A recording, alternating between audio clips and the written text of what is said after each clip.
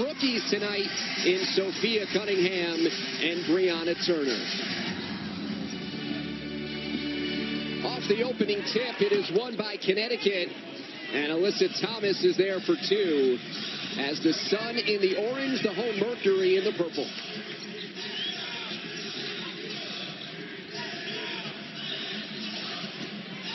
Joanna Bonner driving to the lane, lost it out of bounds, but it stays with the Mercury.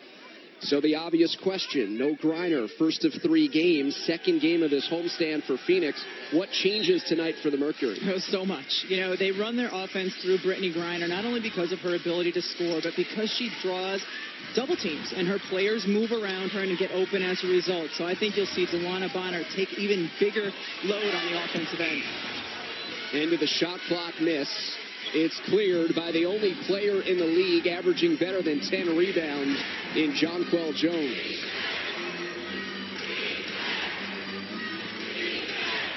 Connecticut finishing up a road swing as Jones gets to the rim for two. And that's another place you see the absence of Brittany Griner. She normally would be able to defend Jonquel Jones in that position.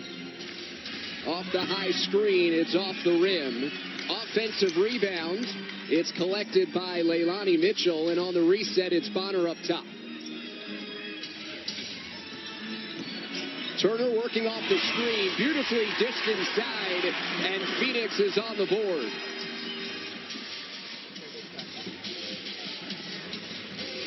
It's the rookie out of Notre Dame, Brianna Turner, scoring for the Mercury.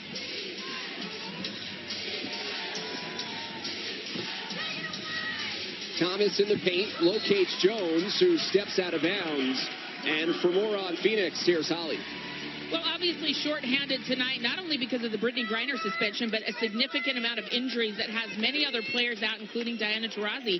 I talked with Leilani Mitchell, the third leading scorer on this team, who has been red hot in the last 5 games, shooting nearly 50% from 3. And she said, listen, we are all upset that Brittany's suspended. We stand with her. Everybody has to be better tonight, and we know that.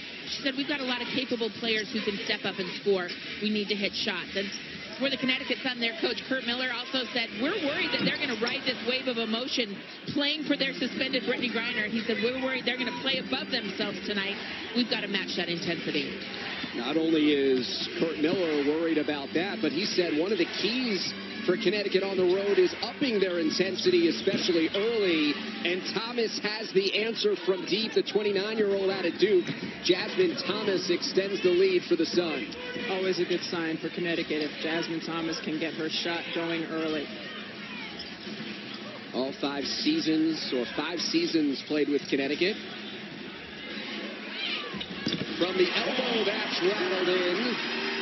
Yvonne Turner out of Nebraska.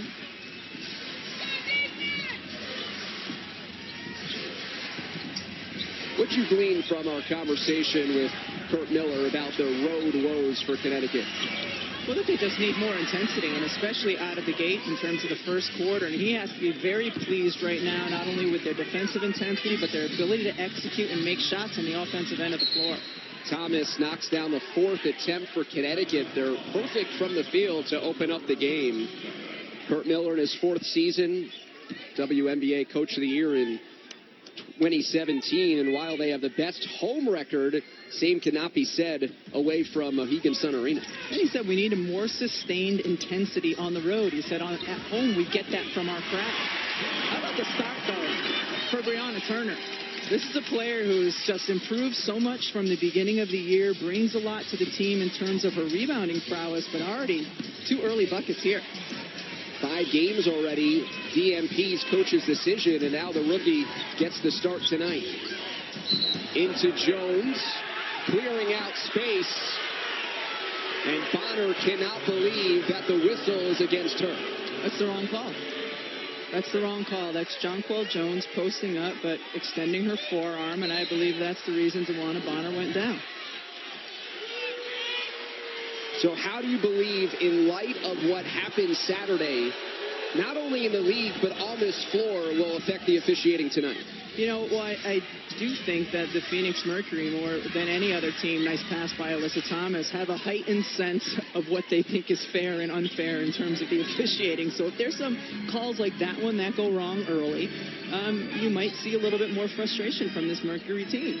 Jones with an early 4. Connecticut still perfect from the field. They're 5 of 5 to open things up 4 minutes in. And all 5 field goals assisted so far. End of shot clock. Mitchell just has to heave it up. Jones across the timeline with under 6 to go in the opening quarter. Thomas on the move. Off the glass, no. Offensive rebound for the Sun. Courtney Williams poked away. Sizes up Mitchell with 5 on the timer. And the entry into Thomas, this time beautifully off the window after the Suns' first miss from the field. Yeah, she had the advantage on the switch with Turner on her, and Alyssa Thomas is going to be able to score in the post in that matchup every time. Phoenix in an early hole, calling timeout, trailing by 8 here at home. Welcome back to Phoenix, where Connecticut Sun's Jonquel Jones has been able to establish herself as a presence in the paint on the defensive end, taking care of business on the offensive end as well. And moments ago, she joined Holly Rowe. Jonquel, given the absence of Brittany Griner tonight, what have you done to establish your presence early, both offensively and defensively? Just trying to go at them. We know that they're lower numbers, so we want to attack them. We want to go at them and make them, have to play us really hard defensively. Coach has said the importance of winning on the road is having more intensity. How do you think you guys have started this game? I think we started it out well. I think we came out, we tried to assert ourselves on defense. I think it's working really well for us right now. Thank you, Jonquel. Thanks for having me. Jonquel Jones has scored under 10 points just 3 times this season, but coming off of back-to-back games where she had just 8 points in each. And so a good start for Jones. Same cannot be said for Phoenix as the home Mercury trail by 8 as we resume play with 5 1/4 minutes to go in the first. And normally it's not Brittany Griner who defends Jonquel Jones. As you see right out of the timeout, they get the ball to her. Double team has to come. But it's normally Dewana Bonner on Jonquel Jones. Brittany Griner not being in the game changes the matchup. Williams, the double dribble, indecisive as she traveled with it, getting caught in the air. Courtney Williams, originally drafted by Phoenix and then traded in her rookie season in 2016 to Connecticut. Breon January is checked in for Phoenix. This is Bonner, who gets hit on the way to the basket and lost possession. Thomas, the trailer, off the iron for 3. Williams throws it away after the offensive board. Williams is sneaky. Kurt Miller was telling us before the game she's the best small guard in terms of rebounding in the WNBA. As you take a look at Dewana Bonner, who got hit in the face the last time down the floor. Rebounding a big key in this game. By percentage, Connecticut number 1 in the league and Phoenix dead last. Connecticut's done a really nice job just double teaming the screens on the perimeter. Mitchell getting to the rim and a late whistle as she goes tumbling to the ground.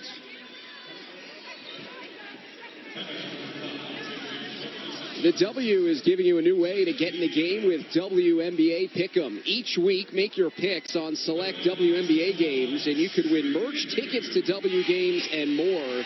Go to WNBA.com/Pick'em and start playing today.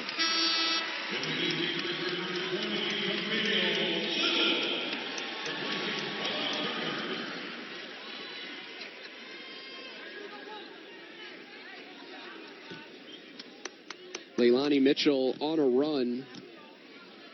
7 straight games in double figures. Last 5 averaging better than 21 a contest.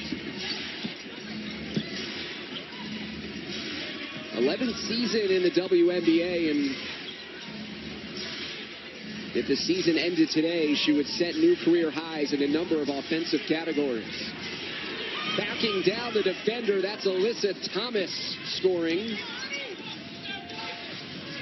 Earned her second All-Star selection this season. Mitchell trapped. Entry feed underneath. No good for Turner. Bonner couldn't collect.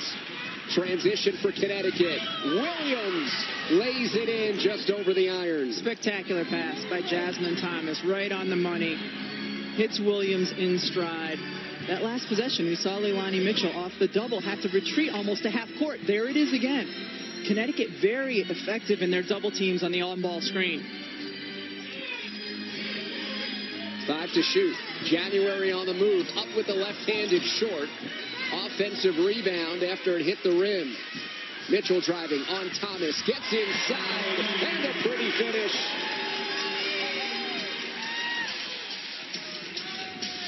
She entered the season averaging 5.8 points per game. This season, better than 13. Explain that, Rebecca.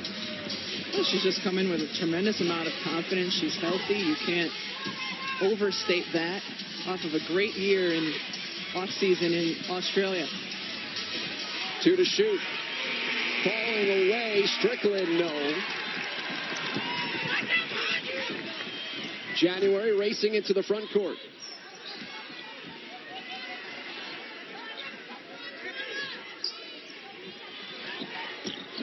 Pick and roll. Bonner inside, gets sandwiched, and once again finds herself on the hardwood. Connecticut doing a really nice job swarming on the help side out of those traps. And Alyssa Thomas there just a little bit late without question. That's a foul. But Connecticut's at their best defensively when they swarm and just have their help side in tune with what's going on the ball side. Bonner has been effective against Connecticut in 2 games. Both played in Connecticut, both won by the Sun. And that's a turnover against the Mercury. Typically very good with taking care of the ball. Second best in the league in that category. Connecticut has led the entire way. 2 minutes to go in the first. It's dumped inside and laid in off a couple of bounces. Nicely done there by Teresa Plaisance. And that's an offensive foul. Camille Little off the bench. The 13-year veteran gets called for the illegal screen. That's the right call. I think the officials have done a pretty good job in this game of trying to call whenever there's contact. You know, we've talked throughout the course of the season, especially recently, how the fouls per game are down, and especially when it gets inside the paint, how the officials have let more go this year. I think since the incident on Saturday, there's been an effort to call more. Bria Holmes gets the call there as she drove left of the lane to the hoop. Second foul called against Dewana Bonner, who leads the league in minutes played, nearly 34 a contest. Let's take a look at the upcoming WNBA national TV schedule, brought to you by Ticketmaster. On CBS-SN on Friday, New York at Dallas at 8, followed by Atlanta at Phoenix at 10. NBA TV on Sunday, Indiana at Washington at 3. At 6 o'clock, Las Vegas at Chicago. For more of these games, please go to WNBA.com or visit the WNBA app. Dallas with a big win over Los Angeles tonight. Dallas with 2 suspended players because of the fight this past Saturday.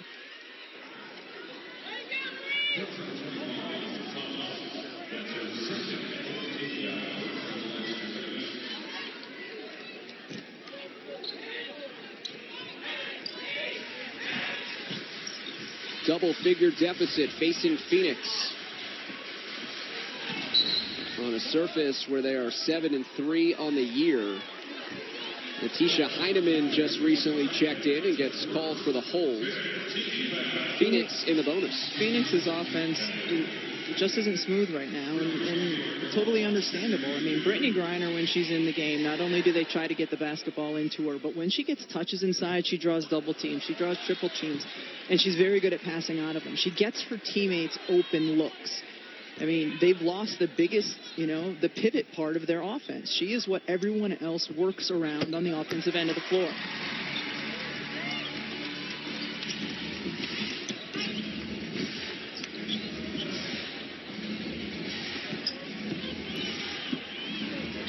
Driving to the rim, this time on the right side was Bria Holmes, couldn't finish.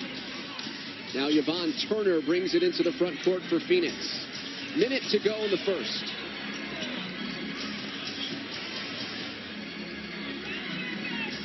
Turner tries to split the D. Good steal there by Williams. 2-on-1. First attempt short. Second attempt too strong. And a whistle after Little had claimed possession.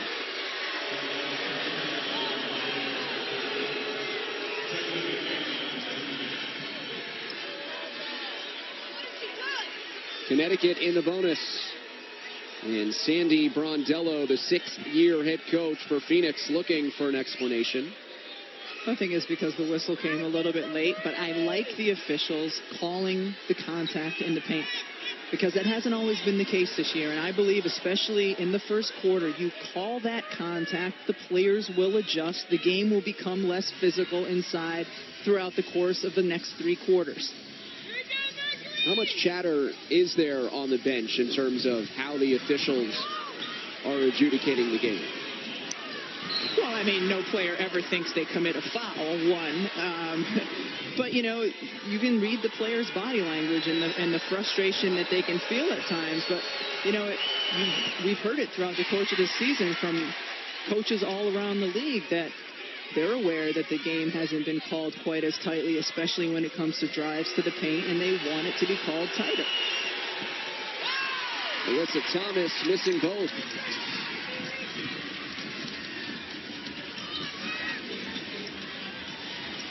Thrown to the rim, no good.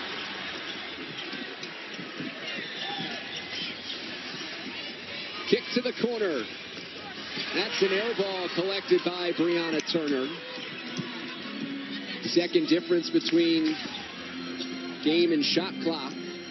Turner working with Turner. That's a beautiful pick and roll connection.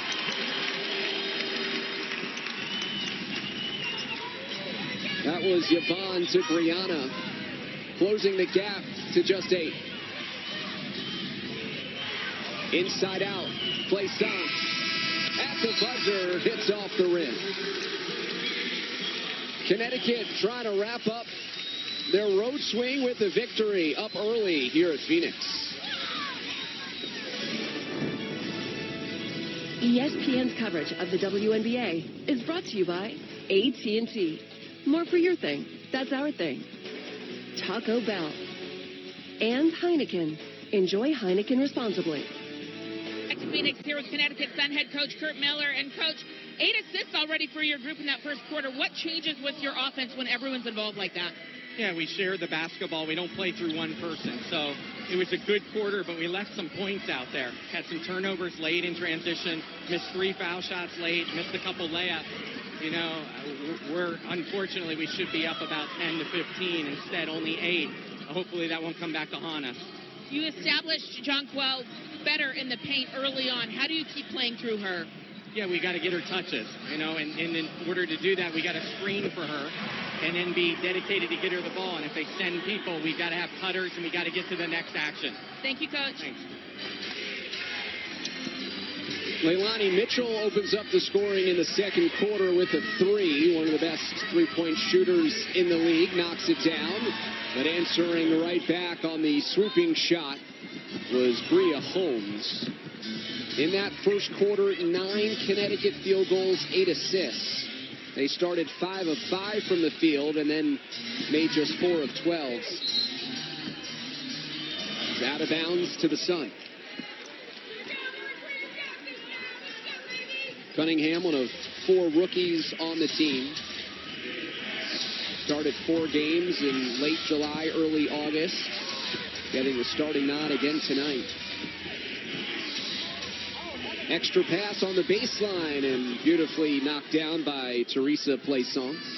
Plaisance picked up in a trade about a week ago for Christine Inigwe, and She's a player who's so good at 6'6", facing the basket, out to the three-point line. It's a nice sub when she comes in for Jonquil Jones.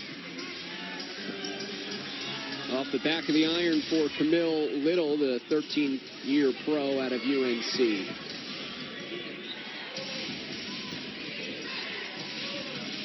Alyssa Thomas has her pass knocked down. One more. Holmes for three. Bria Holmes splashes it down.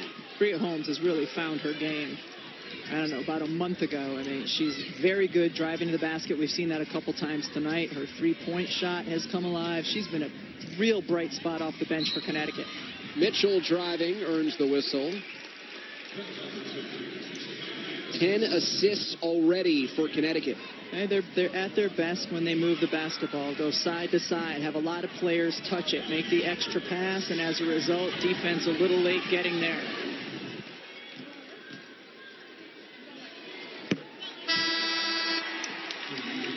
Leilani Mitchell makes the free throw. That three earlier this quarter breaks a tie with her assistant coach, Penny Taylor, for 19th place all-time in WNBA history in three-pointers made.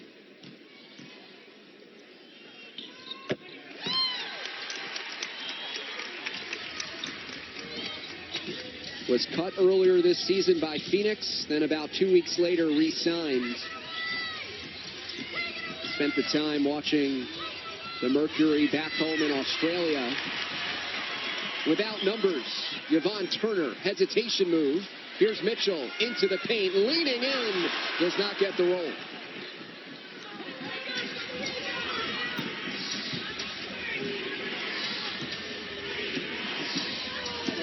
Connecticut by 10. Make it 13. Rachel Banham knocks it down.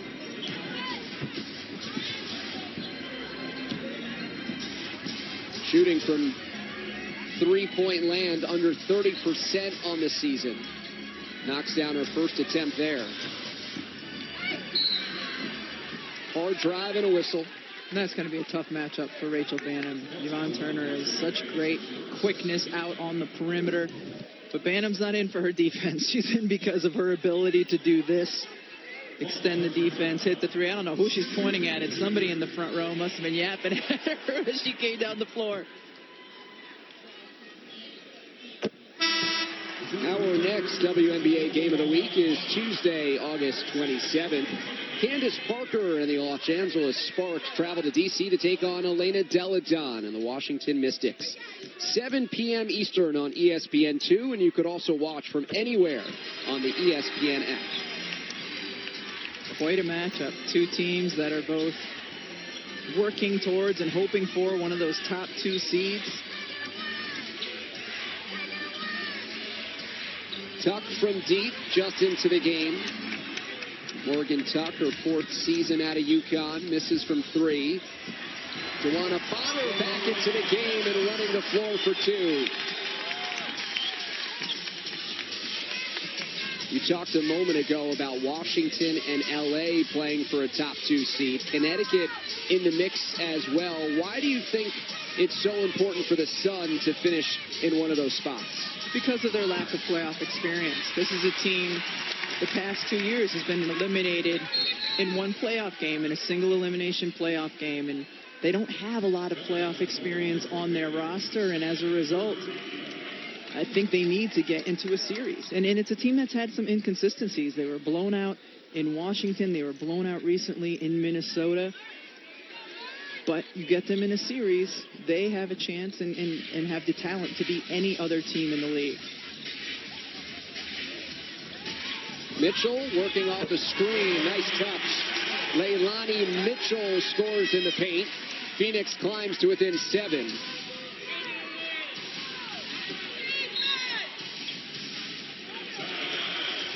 And as Mitchell hits double figures, it's a timeout for Connecticut. Mitchell leading the way as the Mercury try to build a comeback against the Sun. Leilani Mitchell entering tonight as one of the hottest players in the entire league, and that continues here in the first half. It's truly remarkable what she's been able to do this season as only a 5'5" guard on this Phoenix Mercury team. With the absence of Diana Taurasi, this team was desperately looking for a third scorer. Along with Brittany Griner and Dawana Bonner, Leilani Mitchell has consistently provided that for this team. And when they do get Diana Taurasi back, and she can then be the fourth scorer, it's a team that I've felt all season long, as they make it into the playoffs, can be so dangerous. Known as a facilitator and three-point spot shooter, you saw right there through her play in the first half how she's become more aggressive, getting into the paint and all the way into the rim.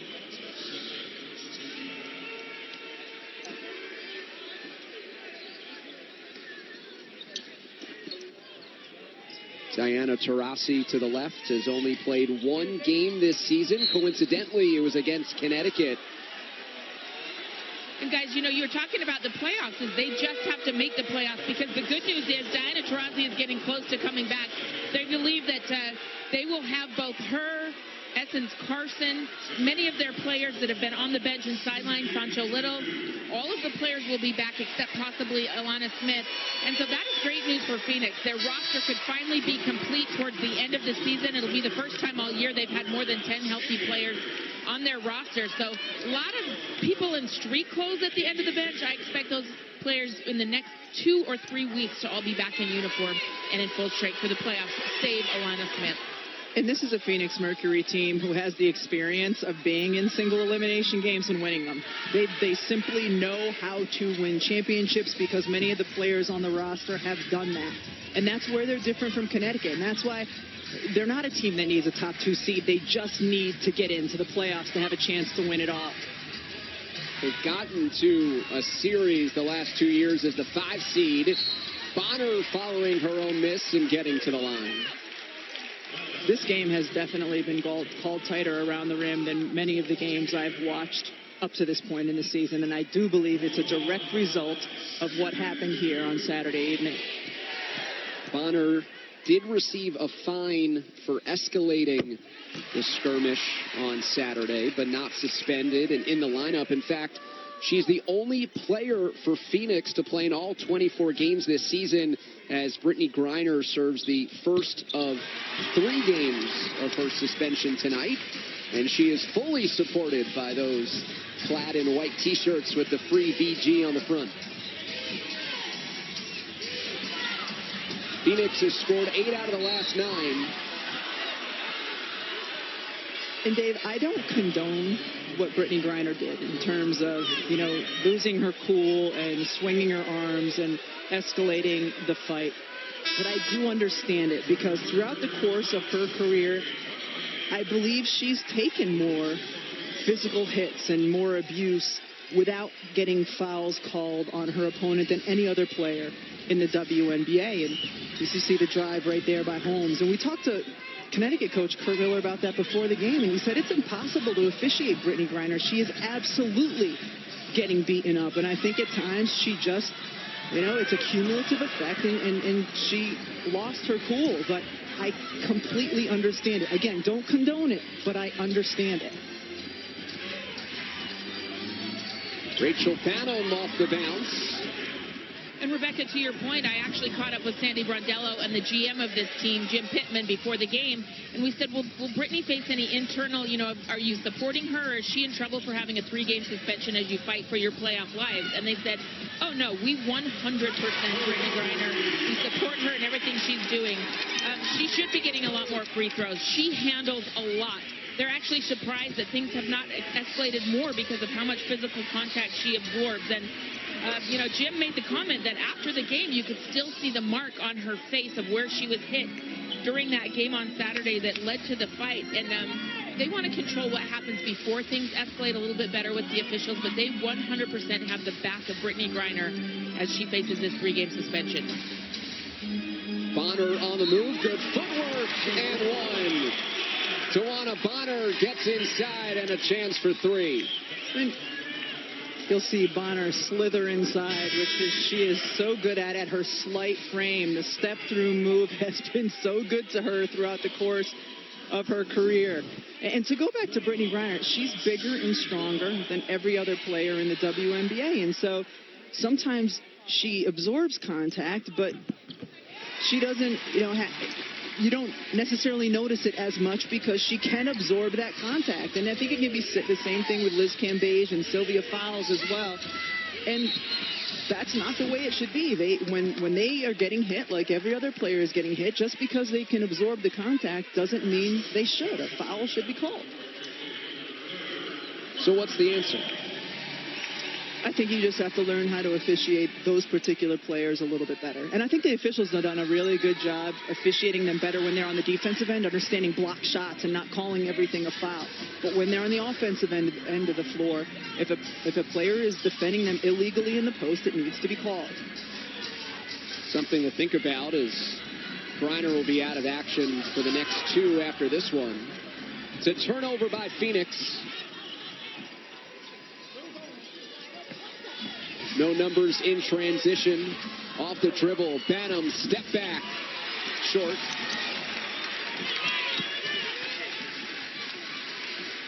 Bonner tries a three. Weak side rebound to Holmes. Connecticut has led the entire way. 3 minutes to go in the first half. Holmes, a triple try, and she splashes it down. How about the game Bria Holmes is having right now? 11 off the bench. The Sun back up by double digits, trying to work their way into a top 2 seed in the WNBA. Kevin Connors, Katie Douglas coming up on the WNBA halftime report presented by State Farm. We'll have much more on the big fourth quarter for Washington tonight.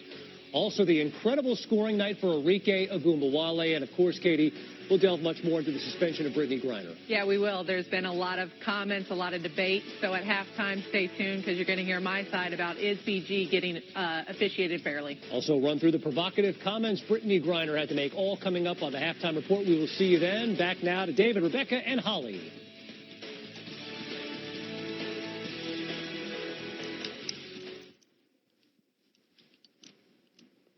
Good job. Oh, there is. He knows it. Stolen. Thomas. Easy two.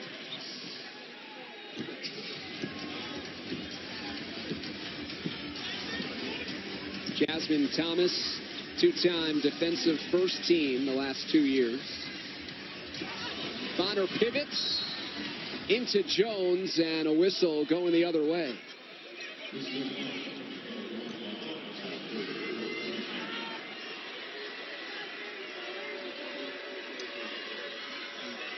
Jones slow to get up, but seems to be okay. Had that early 2 points, hasn't scored since. Tawana Bonner hobbles her way down to the other end to play defense with 2:25 remaining in the first half. 13-point lead for Connecticut, matching its largest of the night. And it's back the other way after the turnover. Connecticut trying to get Jonquel Jones to touch in the post with a back screen from Jasmine Thomas, but the pass not on the money by Bria Holmes. Kurt Miller trying to do what he can to establish Jonquel Jones inside. As he's looking up to the arena ceiling, what do you think's going through his mind in that moment? I just drew up a play and we threw the ball out of bounds. Probably some version of that. Something like that.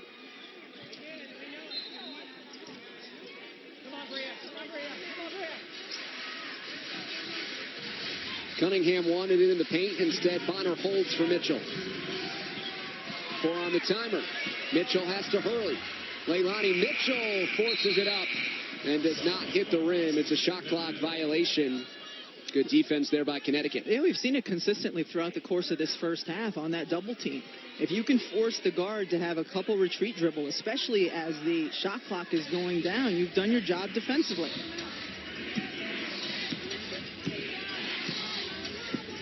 Jasmine Thomas uses the screen. And Alyssa Thomas was held.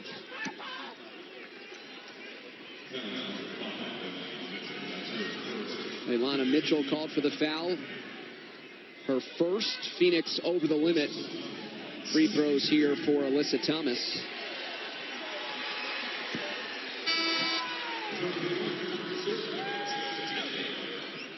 It's hard to believe that Alyssa Thomas, her rookie year in the WNBA, was a 76% free throw shooter. When she was in college, she was near 80%. It's just a place where she really struggles now. Just 52% on the season as she splits a pair there to give Connecticut its largest lead of the night.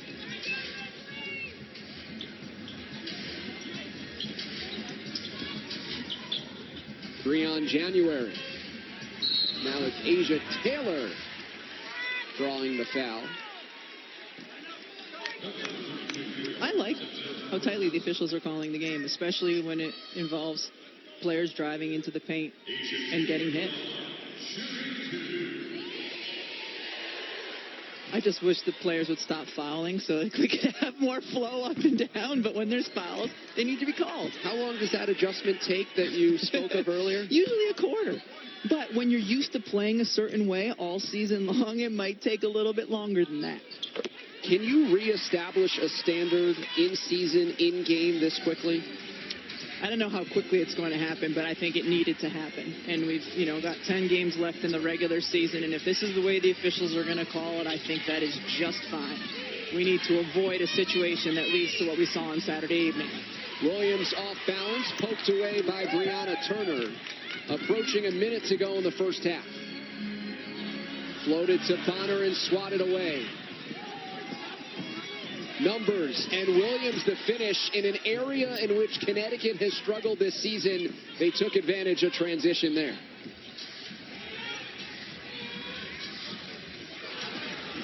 A steal and a foul. Good defense on the perimeter by the Sun to force another Phoenix turnover.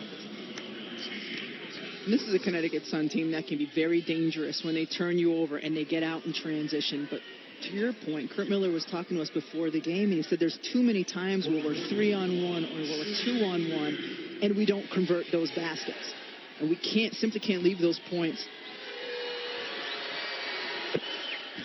Already in this first half, 10 Phoenix turnovers, second best in the league at that category, averaging per game 12.5. They've turned the ball over when they played Connecticut this season, though. In their last matchup, they had 10 turnovers in the first quarter alone. Connecticut won both games at home. This is the third and final meeting of the season.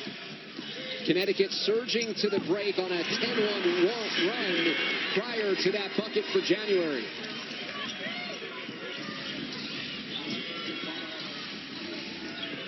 Bria Holmes, 11 off the bench. Spot up for Thomas, no. Jones got her hands on it, but here's Taylor. Shot clock is off. Taylor out of control. Cannot save it on the baseline. Yeah, she needed to understand, hold for one. Shot clock was in her favor. They could have just held for the last shot.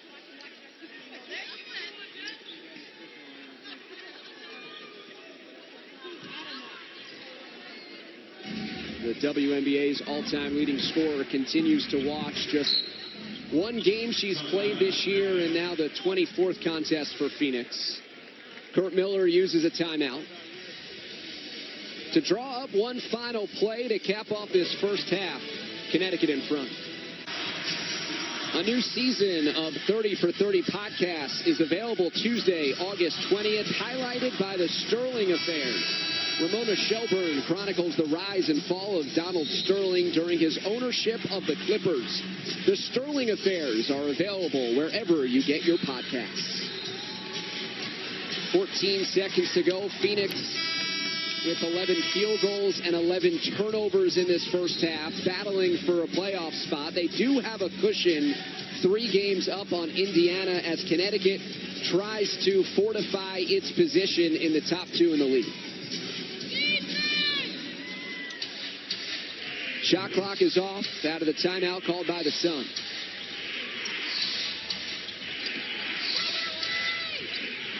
Jasmine Thomas driving on Turner. The kick out to Jones. Short.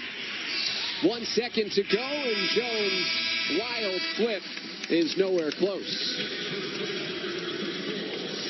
And that brings us to halftime, as Connecticut has led wire to wire. They led by as many as 17 points. It's now a 15-point lead into the break, and here's Holly.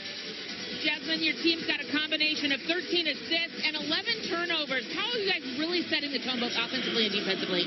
Just trying to maintain our tempo. We talked about having energy, about disrupting on defense and playing off of each other, getting out in transition. And when we play like that, we feel good. We just got to keep it up. I know you know that your coach is a glass half empty coach. He thinks you should be up by a lot more. Do you also think that? Absolutely. I think we've missed some opportunities. I think we've, not taken advantage of JJ's size down low and getting the ball to her. So that's something we'll definitely talk about right now. Thank you. Yep.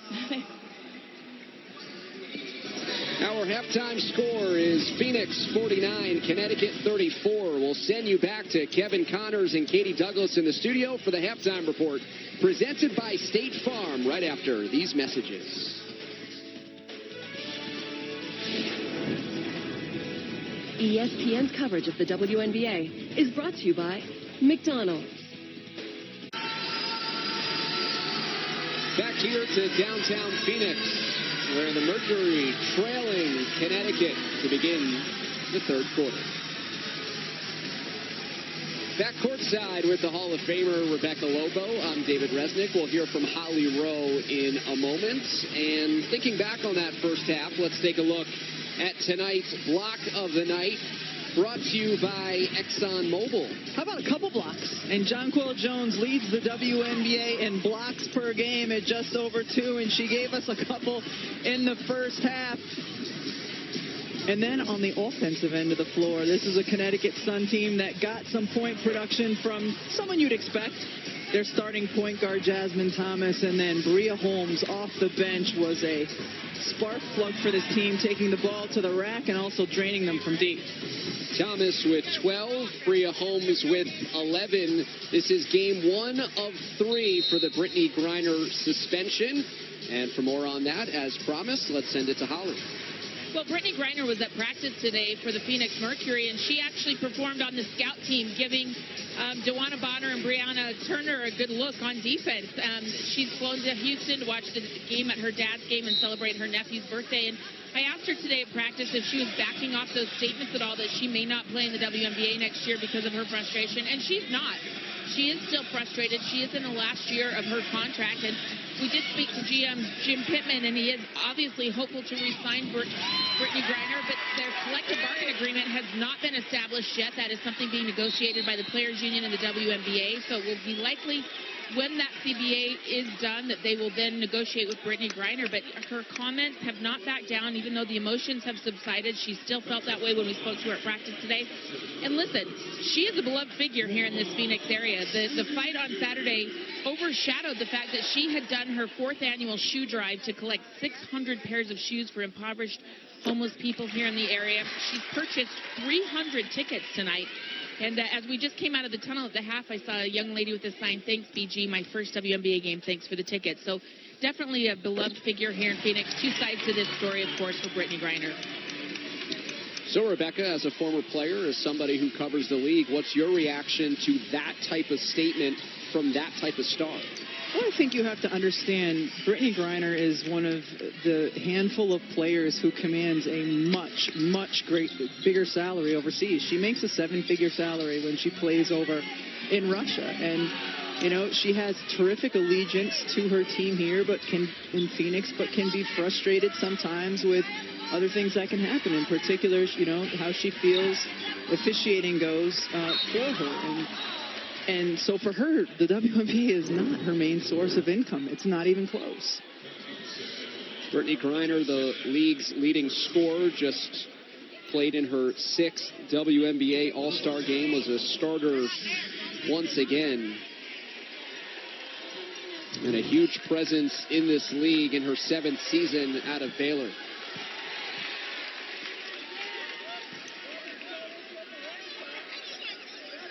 There's already been a trend for different reasons of top players sitting out a WNBA season. And this would be another top player to add to it if it were to come to fruition. Well, I don't know necessarily that it's a trend. We've seen it here and there. And most notably, it was Diana Taurasi a few years ago where her Russian team paid her to rest during the summertime instead of playing for this Phoenix Mercury. But most of these women love playing in the WNBA in their home country in front of their fans. But they also understand the economic realities of it. Yvonne Turner is short. Jonquel Jones claims the board. 15-point lead for the Sun. Just 5 and 7 away from home this year. They wrap up a 4-game road trip tonight. And that's thrown away. Bonner, coast to coast. Stepping through and wanting a whistle. That was a really hard finish. The step-through move she made, going off of her right foot with her right hand on the left side.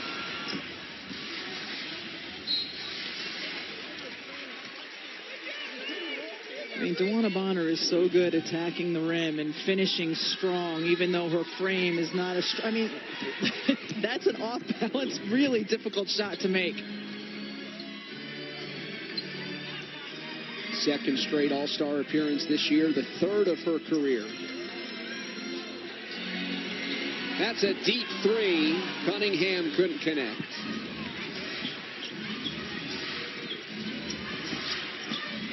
Williams in transition cans the two. Courtney Williams in her 4th season out of South Florida. Former top 10 draft pick in 2016. Coming up with the steal. Without numbers in transition. Another pull-up J. Same result. That's what Courtney Williams does. Pull-up jumper mid-range. Doesn't matter how tall the defender either. She's got such incredible vertical leap. She can elevate over most defenders. Standing at 5'8", has scored 4 straight for Connecticut. A battle for the rebound, and it's going the other way. Courtney Williams with really quick hands on the defensive end. A nice move by Yvonne Turner, and she's still able to rip it and get going the other way. Mid-range, elevate. Connecticut Sun fans have been watching that since she got to the Sun. Third score for Connecticut in double figures. That's a can 3 for Shakina Strickland. And that draws a quick timeout there by Phoenix. The lead extends to 20 for the Sun on the road. Griner draws 2 and still puts it in. Taurasi, you bet! That is what she does. The Phoenix Mercury upset the Sun. Here's Taurasi insisting her way to the rim. Comes Taurasi. How about that? She got it. A 3. The Mercury end the Sun year right here in Connecticut. In back-to-back years, Phoenix went on the road to Connecticut and beat the Sun in the playoffs. And the Mercury, a lot of playoff experience led by Diana Taurasi. And this is still a veterans league, the WNBA, and experience, especially in a single elimination playoff format. Wow, what a shot by Breon January. But in a single elimination playoff format, experience truly matters. And Diana Taurasi, one of the best in the history of the league at helping put her team on her shoulders to advance in the playoffs and to win championships. But going back to the point we were making in the first half, why it's so important for Connecticut to get a double bye, and why all Phoenix needs to do, as long as they get Taurasi healthy, is to make it into the playoffs and they can win a championship. Taurasi, a 3-time champ, one of 7 players on Phoenix with 10 or more years of WNBA experience.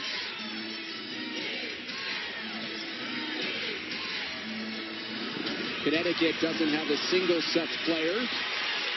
Leilani Mitchell comes away from the pack.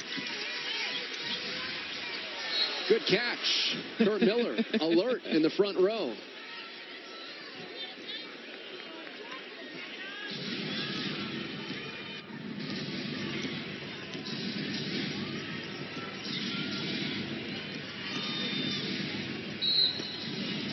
Jasmine Thomas going to the line.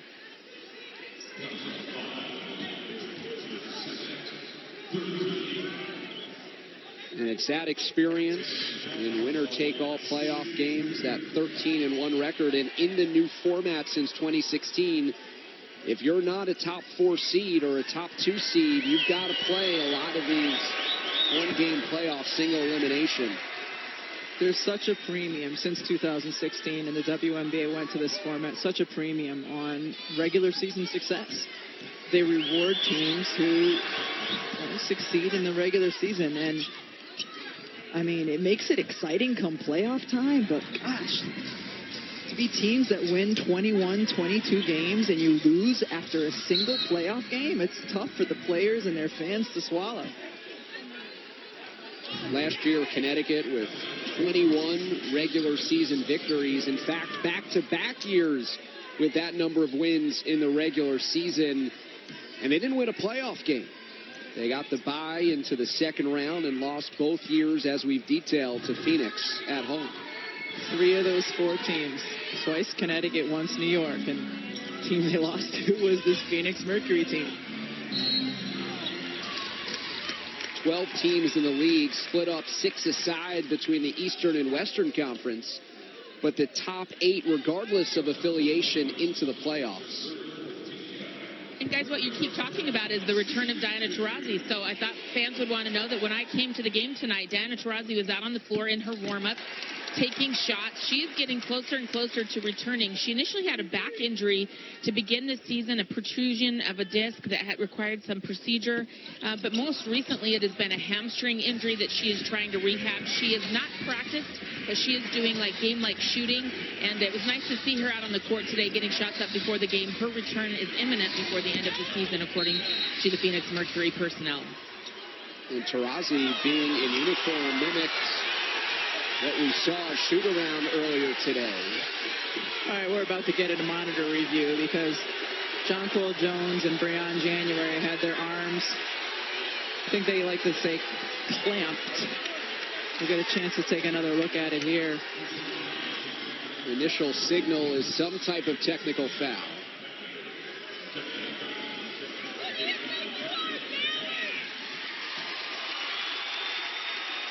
So Jones and January tied up.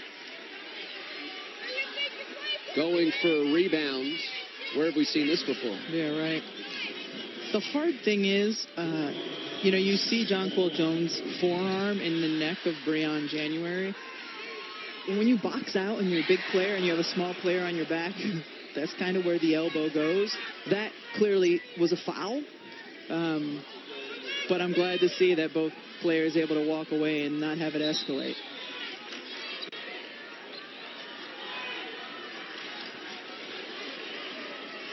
The technical was called on Jonquel Jones. Yeah. Ball back to the Sun after the free throw miss.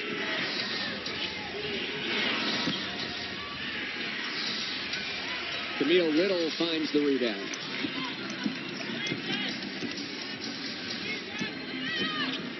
January, a beautiful bounce pass to the streaking Little for 2.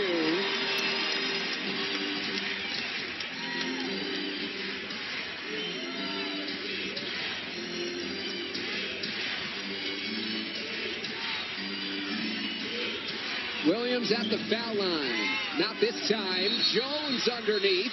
And again, getting tangled up on a rebound and called for the loose ball foul. Kurt Miller over on the sideline saying, but she had the basketball. Think what they got her for, over the back?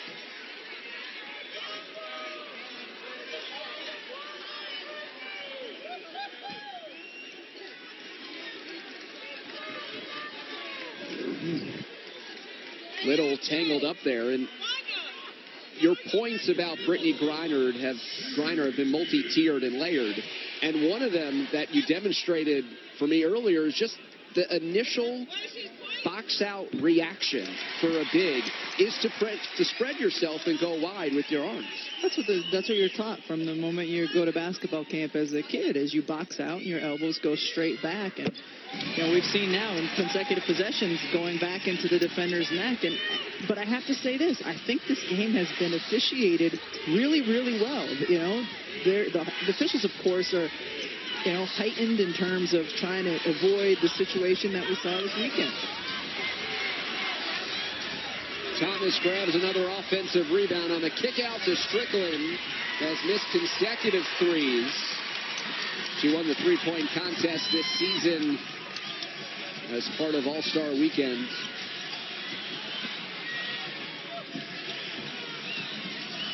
January from the elbow, too strong. Offensive rebound for Bonner. It's tossed up and Mitchell recovers. Bonner, baseline for two. 11-point game and Connecticut calls time. Energy in the building for the Mercury as they try to mount the comeback.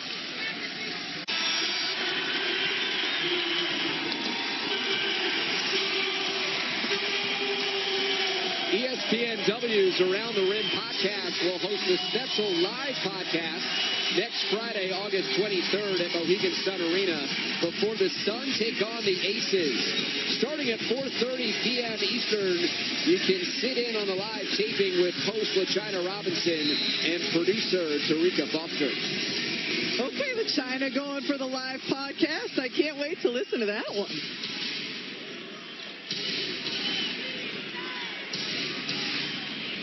Williams got the bounce. Courtney Williams ends the run there by Phoenix. You a big podcast listener?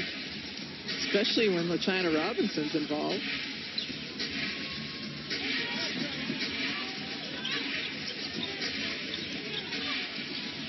.325 to go in the third. Bonner on the move, took a bump and gets called for the travel.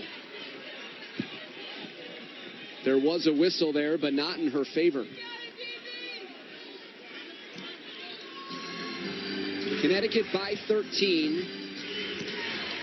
Sun have led the entire way.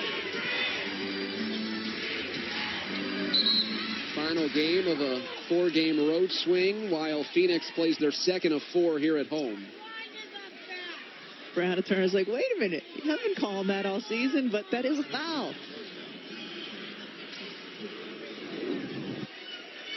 See John Cole Jones getting in, establishing position. Turner has both hands on her, impeding her movement, doesn't have the space first. Connecticut in the bonus. First point for Jonquel Jones in the second half.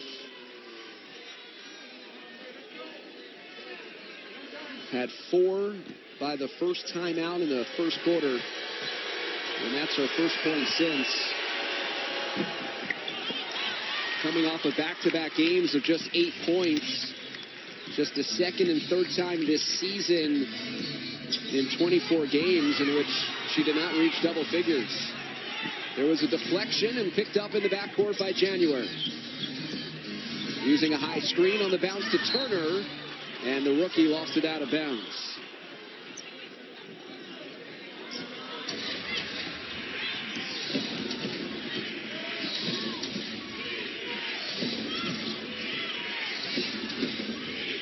Under 3 to play in the third. Strickland. Short. Offensive rebound and the stick back. There was Jones.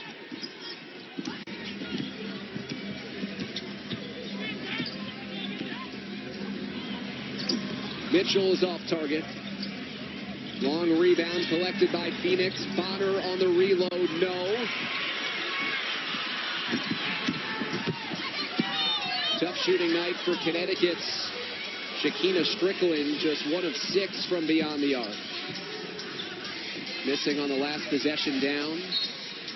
That's knocked out of bounds. Stays with the Sun. 10 seconds to shoot.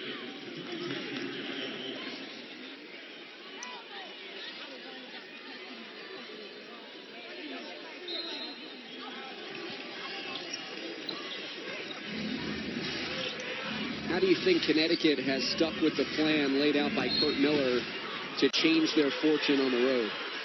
I think they've done a pretty nice job. You know, even when Phoenix has made runs, Connecticut's been able to respond. They've played with more energy. You know, they got out to the early lead, and they've been able to keep it thus far. And I think they've done a nice job. I think both teams have done a pretty nice job of eventually adjusting to the way this game is being called. What do you mean by that? Well, we saw it a little bit earlier in this quarter when DeWanna Bonner was going into the paint and Jonquel Jones was right there and took a step off instead of, you know, contesting the shot. The refs are calling it when the players are driving, so I think they're being a little bit smarter about how much contact they're initiating as defenders.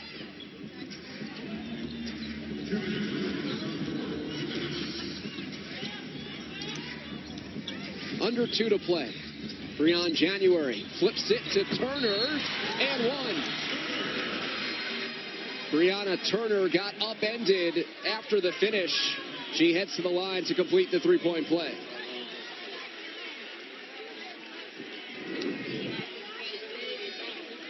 Brianna Turner is such a bright spot as the season's continued to go on. She's very good in the pick and roll, finishing there. Again, that wasn't a ton of contact, but still a foul. How has Turner turned it on in the second half of her rookie year? She's gotten minutes because of the injury situation, and now with the suspension, she's gotten more minutes, and she's produced when she's gotten in there. Started tonight for just the 4th time this season.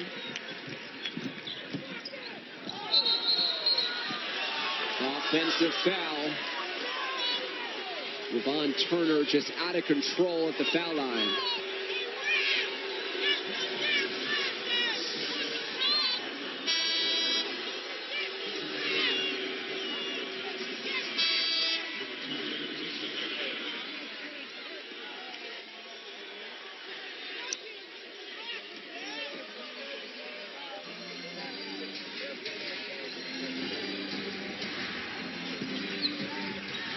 Letitia Heidemann running the point here for Connecticut.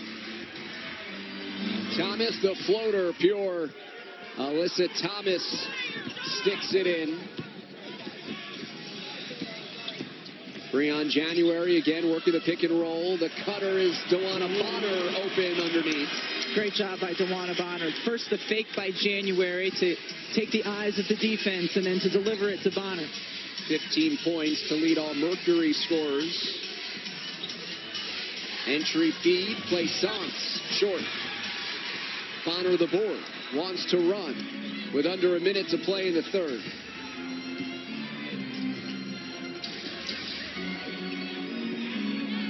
Phoenix got to within 11.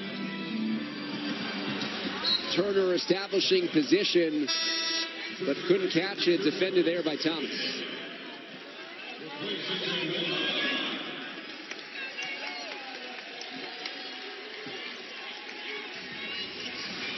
So Bonner gets a breather in the final 30 seconds of the quarter.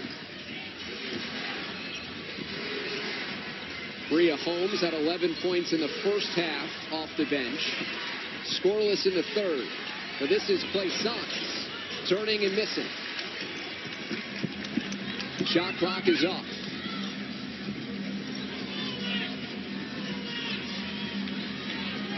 Turner defended by Heidemann. Turner behind the back to the cup. And a whistle. It'll stay on this end of the floor.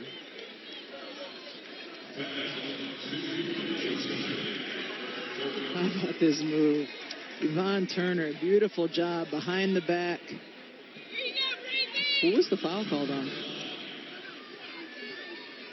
It's called on Heidemann. Yeah, there's no foul there. Thought they might be got it with the contact with Turner and Plaisance, but beautiful move by Turner, but she didn't get fouled. Made her debut in the WNBA 2 seasons ago as a 29-year-old. Has carried the nickname Old Rookie with her for the last 3 seasons. She's producing more this year with more playing time, knocking down a couple of free throws. to cap off the third quarter. Connecticut leading against Phoenix as we head to the fourth on ESPN2. ESPN's coverage of the WNBA is brought to you by Modelo, a taste that's pure gold. Modelo, brewed for those with a fighting spirit. And McDonald's. Go back to Phoenix here with the Mercury head coach, Sandy Brondello. And, Coach, obviously you're missing your leading scorer tonight, but what else can you rely on in this fourth quarter to get back in this game? Look, we got to keep fighting. You know, Connecticut are playing really good ball tonight. They're making a lot of shots, but we got to make sure we're staying on our front foot and being hard to guard. You have had some issues defensively in that third quarter. They started to get some rhythm. What do you have to change there? Well, we weren't executing what we're supposed to. We weren't communicating our schemes and pick and rolls. We're over-helping on penetration, and they're making all their shots. So we got to make sure we do a better job of just staying in plays and only help when we need to help. Thank you, Coach. A steal and a score for Yvonne Turner to open up the scoring in the fourth quarter. With the Hall of Famer Rebecca Lobo, I'm David Resnick. Here in downtown Phoenix with under a month to go in the regular season, and the Sun turns it over on consecutive possessions. You heard Sandy Brondello. He's got to keep fighting. And probably not the best choice of words, but we understand what she means. And, you know, she's right. Connecticut has done a really good job of knocking down the shots when they've been there, shooting 50% through three quarters. Sixth season as head coach. Only one season below 500 in the five prior.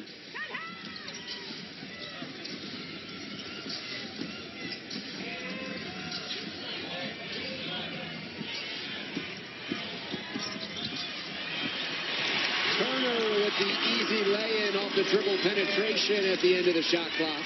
Brianna Turner does a really nice job reading her teammates when they get dribble penetration. She knows where to go on the floor so that when her player helps, she can finish an open shot.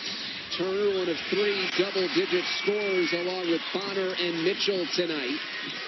Playing without Brittany Griner, the team's leading scorer, number one in the league at 19 per.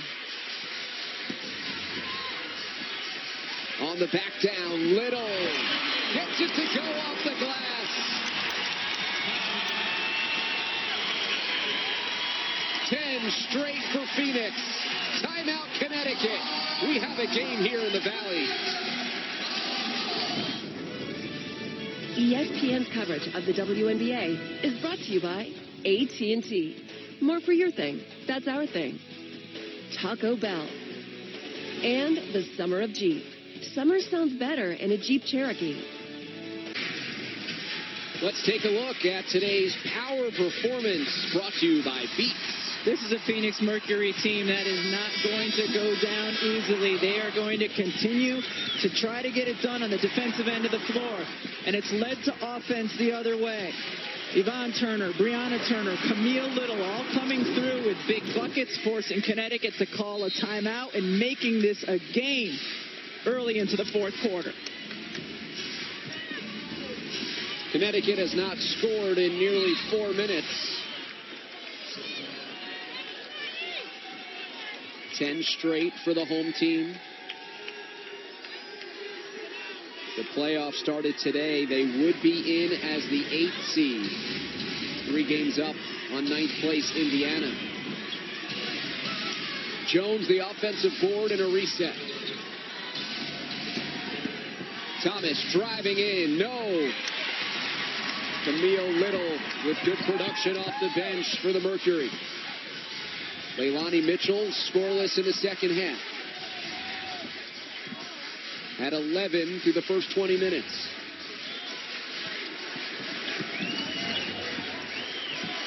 With 5 on the shot clock, Turner, air ball. Jasmine Thomas hounded by Mitchell and a whistle. Really nice job by Jasmine Thomas to keep control of that basketball. Leilani Mitchell on the initial catch right there. Mitchell does a terrific job of getting up but letting Thomas land, no travel, then eventually gets called for the foul. That's a tough catch and continue to hold on to possession by Jasmine Thomas.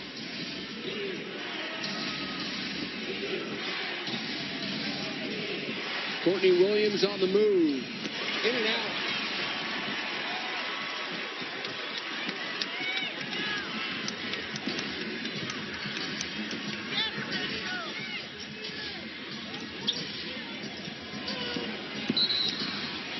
Turner draws the blocking foul against Williams. Two of the quicker players in the league going head-to-head right there. And in Nebraska in 2010, the 31-year-old Yvonne Turner re-signed with Phoenix in February. Slips and gets called for the travel. Well, guys, you saw Connecticut call that timeout after the Mercury made a significant run. And before the coaches got to the huddle, Jasmine Thomas, the point guard for Connecticut, said, "We're playing too slow. We have got to play faster." She wants the tempo with this short bench of Phoenix to wear them out in the fourth quarter. And then Kurt Miller got to the huddle, and he lit them up. A passionate voice yelling at them to be more intense, particularly when the guards are getting trapped. That was the thing that Phoenix wanted to do, to get the ball out of the guards' hands for Connecticut, and they're absorbing too much pressure right now, not running their offense. He said, we've got to set screens for each other. We've got to help each other with these traps on the guards by the Phoenix Mercury. A couple of things to your point, Holly. And the first, in terms of Jasmine Thomas saying we need to play fast. Well, you need to get stops in order to do that, to push the ball down the floor before the defense can get set. Connecticut Sun is a team, when they can't make shots, you're waiting to see, all right, who is going to be their player that's going to take a stand and end a run by the opponent. And that time, Jonquel Jones doing a nice job getting the offensive board and getting to the free throw line.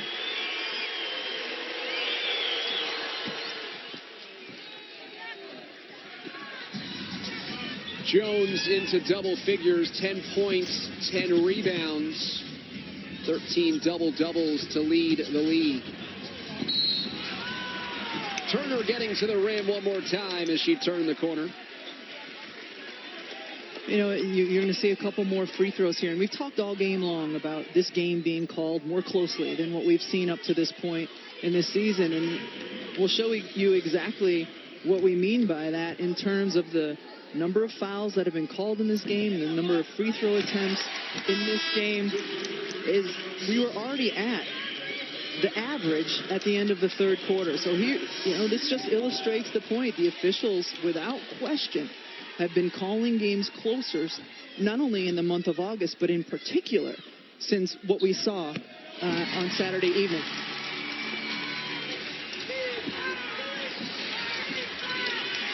Do you think it's specific to this team and this building, or a league-wide type of change? It's league-wide, I think, because of what happened on Saturday, and I think you're going to see it throughout the course of the rest of the regular season, not just for Phoenix Mercury games, but for every game in the WNBA. Brittany Griner sitting out tonight, suspended, could not be in the building as she serves the first of her 3 games, resulting from Saturday night's fight. Mitchell, wild, and a whistle.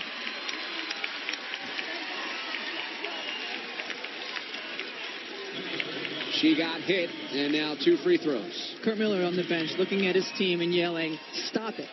Play defense with your hands straight up. It's the fourth quarter now. Adjust. We know what the officials are calling. We have to adjust defensively.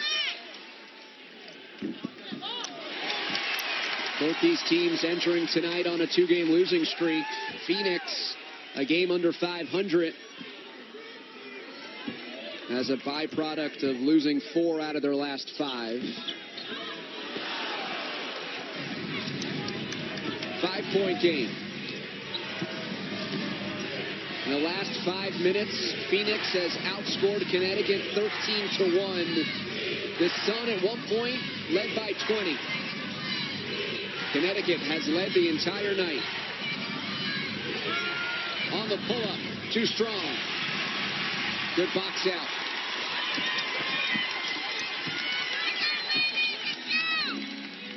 Five-point game with under 6 to play. Turner spinning. Turner off the back of the iron.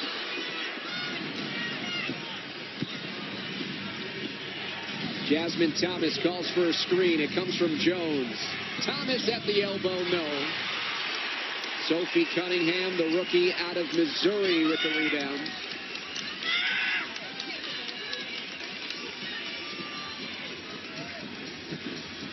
Connecticut has missed 17 of its last 20 attempts as Phoenix closes the gap to just 3 on the driving layup by Dawana Bonner.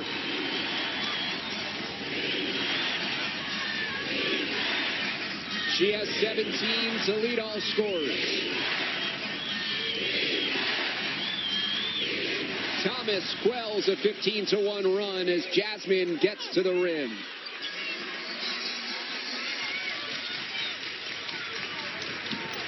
Under 5 to play, back to a 5-point advantage for the road team.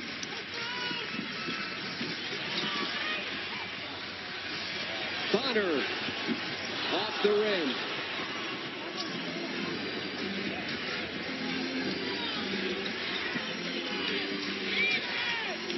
It was Jasmine Thomas last trip. This is Jones open. Left it short. The save by Thomas. The slashing Jones off the window and in. What a great job by Jonquel Jones to cut down the lane, because when Bria Holmes threw that ball, I don't know that she knew that Jonquel Jones was going to be there. Great instincts by Jonquel. A whistle called from the baseline as Turner got taken down.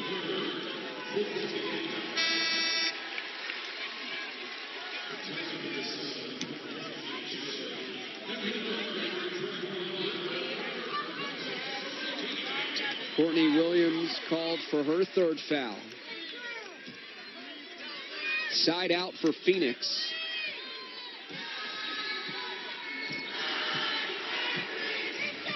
.40 run for the Sun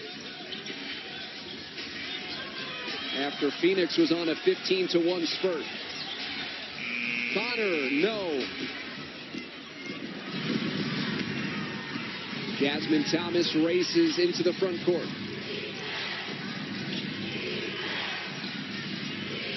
Into Jones, double teamed.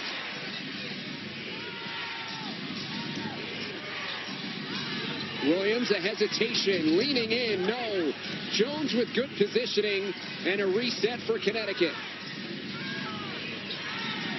Jasmine Thomas downhill for 2.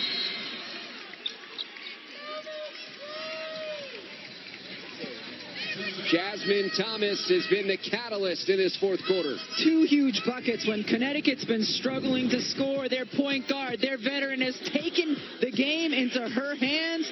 Huge buckets by Jasmine Thomas.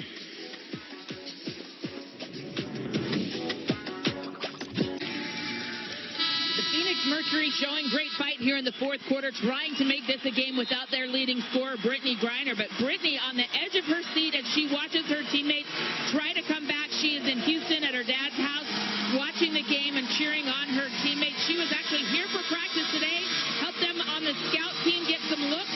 But Brittany Griner trying to make her team emotional support down the stretch here. She's not allowed in the building from 2 hours before tip through the end of the game. But always welcome at Dad's house. What'd you make of her demeanor earlier today? You know, I think she accepts responsibility for what happened. She was frustrated that other players didn't get the same punishment, but she completely accepts responsibility for her actions. Mitchell missing a 3, back tapped out to Turner.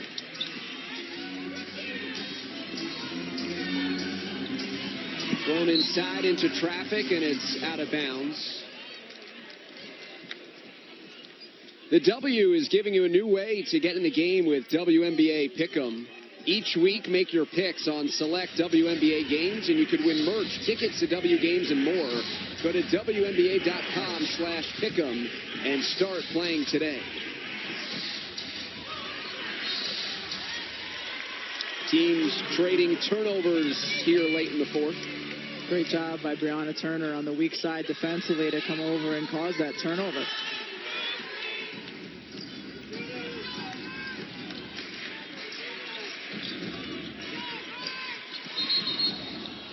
Illegal screen.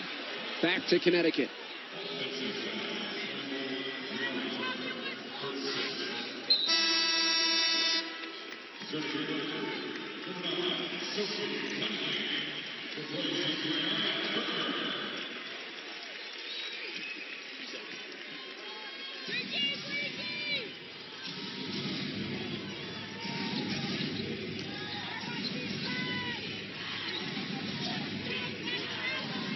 Brianna Turner just picked up her sixth foul as she got subbed out for Sophie Cunningham.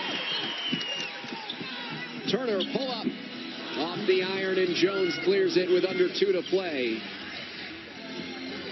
The lead was down to 3. And it was this player, Jasmine Thomas, with 4 in a row that settled things for the Sun, and now she's heading to the line. We talked about it. Who's going to be the player for Connecticut when the opponent makes a run or when shots aren't falling that can put their team on their shoulders a little bit? And we've seen in this last few minutes that Jasmine Thomas, the player with the most playoff experience on this team, one of the most veteran players on this team, doing that for her squad. Let's take a look at the upcoming WNBA national TV schedule on CBS-SN. On Friday, New York plays at Dallas at 8. Atlanta on the road here in Phoenix at 10. And then on Sunday on NBA TV, Indiana at Washington at 3, followed by Las Vegas at Chicago at 6. For more on these games, please go to WNBA.com or visit the WNBA app. Back to double figures in Connecticut's favor.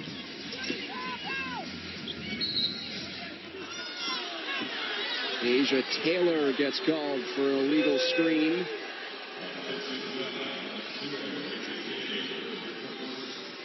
When I booked my post-game red-eye, it was when the officials were calling only 16 fouls a game per team. You got to jet out of here, huh? They don't seem to have plans tonight. Turnovers on 3 straight possessions for Phoenix. Here's Connecticut, comfortably ahead with a minute and a quarter to go. Williams looking for Jones. Knocked out of bounds off a purple jersey. Phoenix has turned it over 20 times this season. The second best team in the league in not committing turnovers, just matched their season high. Shot clock violation as the one-handed shot by Thomas was short.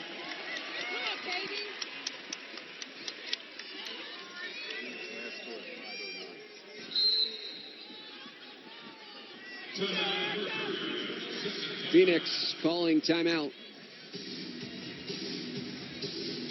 The 10-point game with 1:07 to go. Big storyline entering tonight under a month to go in the regular season. Connecticut trying to fight for a top 2 seed. Depending on the results this evening, they could be anywhere between 1 and 4. Meanwhile, Phoenix, they have a cushion at the 8th spot, but of course, every win at this time of year matters. It's going to be fascinating to watch the last few weeks of this season. And I mean, just the lack of true separation between the top 4 or 5 teams as you see it right there. I mean, and as we've described all night long, the importance of the double bye and even the single bye if you're team 3 or 4. It's just one of the beautiful things about the WNBA regular season is how important each game is. Just 34 on the slate for each team. And even with a pair of 7-game winning streaks this season for Connecticut, far from anything is secured, obviously, with still a quarter of the season left. But even a club in Kurt Miller's team that should make the playoffs, barring any type of anything wacky happening, there's still a sense of urgency in every game they play. Oh, without question. I mean, teams are looking to secure one of those top 2 seeds. I mean, nobody's secured a 1 or 2 seed yet, and that makes the games important. Even for teams, once they make it into the playoffs, that isn't enough. Jockeying for position is so much of the battle.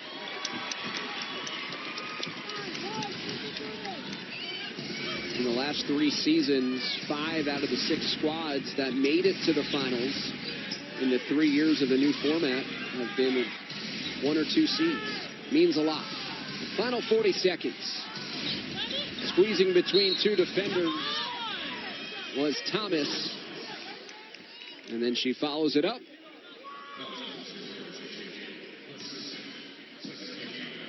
And making the playoffs for Connecticut hasn't been enough the past couple of years.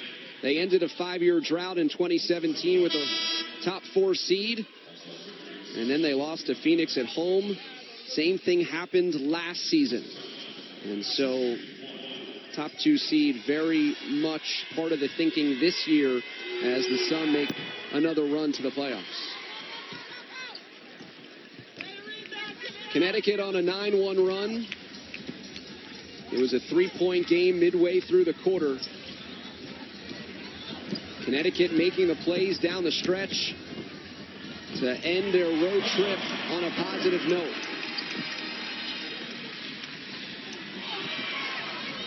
Nearly knocked away by Turner.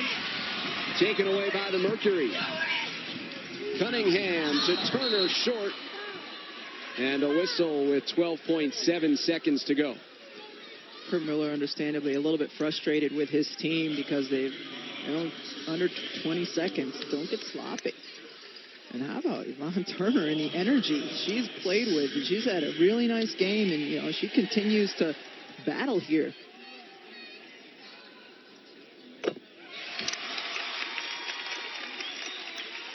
$14 points, 4 rebounds, 4 assists. Just 3 of 12 from the floor, but making up for it at the line. Making 9 of 10. Phoenix on the verge of dropping 3 straight and 5 out of the last 6. They play 2 more without Brittany Griner serving that 3-game suspension. All in all, good effort by Connecticut. Big lead early. Challenged in the 4th quarter, but they hold on. 78-70.